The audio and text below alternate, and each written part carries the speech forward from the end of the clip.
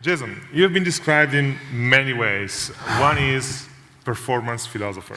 Sure. Is that your job? Is that in a business card? It's not on the business card, but it was a term I first came across when reading about Bucky Fuller and Timothy Leary, who actually used to refer to themselves as performing philosophers. They used to basically take these intergalactic-sized ideas and use the power of media communications to spread those ideas, to sexify those ideas. So they were like rock star intellectuals. They understood the power of how you package an idea is just as important as the idea itself. And I thought the term was really it served as a really good description of the kind of videos that I was doing, which are kind of these, I call them shots of philosophical espresso. You know, they pack a lot of ideas into really dense space and try to... Trailers for idea, but you're actually not really a scholar, you're really a performer in a way. Yeah, well, my background is film and philosophy, so I don't think that these are substitutes for sort of, book-length treatises about ideas or even like a full-length TED Talk, but they are movie trailers for ideas, so to speak. I thought that was a really good description given by a friend of mine, actually. Forgive me, but I see no action around us, so I need to tell the technicians they can come in and prepare for the next act. Yes, you can.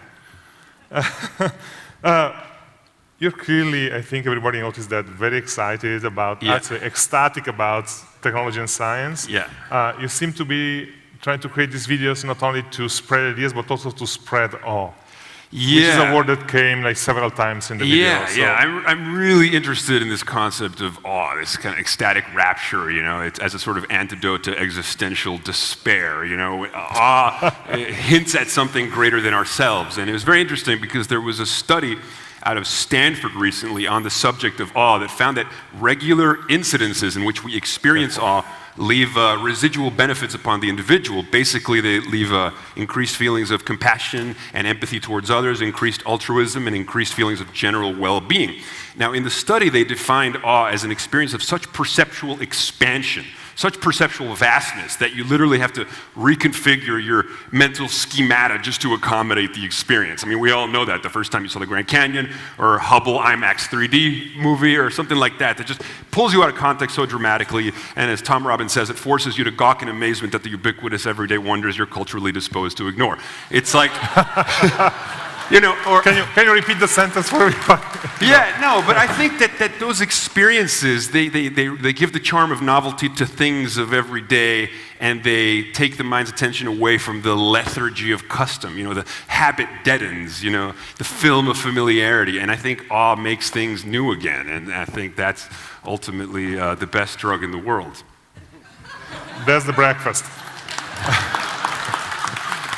Awe is salvation. You said that once in an interview. Yes, I did. I just, there was a recent article that I read about the Hubble Space Telescope written by Ross Anderson, where he talks about what the Hubble has given us. And he said that it's given us nothing less than an ontological awakening, a forceful reckoning with what is, allowing us to contemplate space and time on a scale just shy of the infinite. And then he talks about the deep field photograph, and he says gazing upon the deep field is like mainlining the whole of time through the optic nerve, okay? So you talk about awe as like a sense of like salvation or a sense of transcendence that it gives you is like the idea of mainlining the whole of time through the optic nerve, something so vast, something so grand through something so small, is a testament to who we are. As Sophocles says, manifold the wonders, nothing towers more wondrous than man. And I think that's what I mean when I say awe. It allows us to celebrate ourselves a little bit more. And you like to play a bit with the sexiness of ideas, right? Well, yeah, because I think that aesthetics matter, music matters, editing matters, presentation is very important because you need to induce that sort of aesthetic arrest. You want to be just transformed. Catharsis is very important to me because otherwise I gravitate towards the lulls, which I don't handle very well. Radical openness. Did you do this in one single take?